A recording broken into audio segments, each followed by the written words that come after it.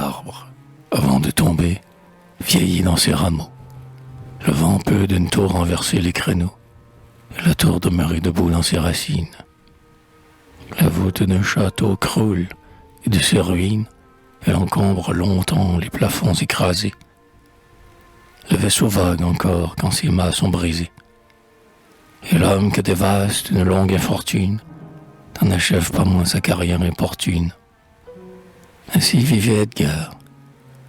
On l'admirait jadis.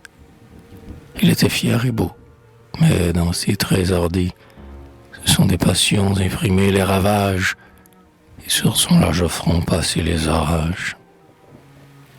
Exilé de sa sphère au milieu des humains, il semblait à regret marcher dans leur chemin. Il se sentait gêné dans le cercle du monde. Ne puis-je, semblable à la foudre qui gronde, disait-il emporté par son propre mépris, semblable à l'ouragan qui sème les débris. Où connais-tu enfin la foudre et la tempête? Flot qui mouillait mes pieds, vent qui battait ma tête, nuit qui de mon bonheur semblait porter le deuil.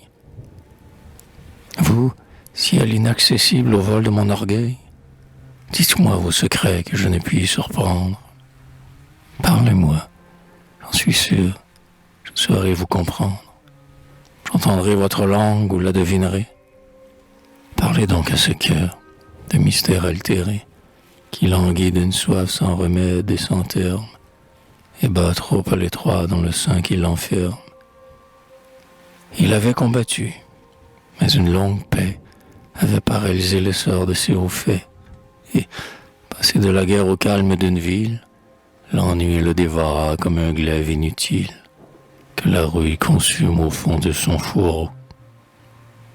La paix pour un soldat est un premier tombeau. On ne peut contester le fait d'une victoire, mais chacun de pensée vous dispute la gloire, et toujours quelques vers vient piquer vos lauriers. Aussi se trouvait-il, loin de ses champs guerriers, accablé d'être seul à sentir son génie.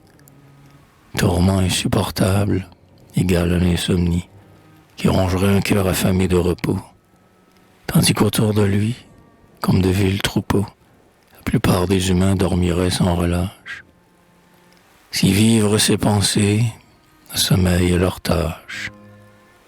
Pour dormir à son tour, ce jeune homme agité aspirait par la mort à la tranquillité, et disant qu'à la tombe une fois servie, Dieu ne renouait pas notre insipide vie.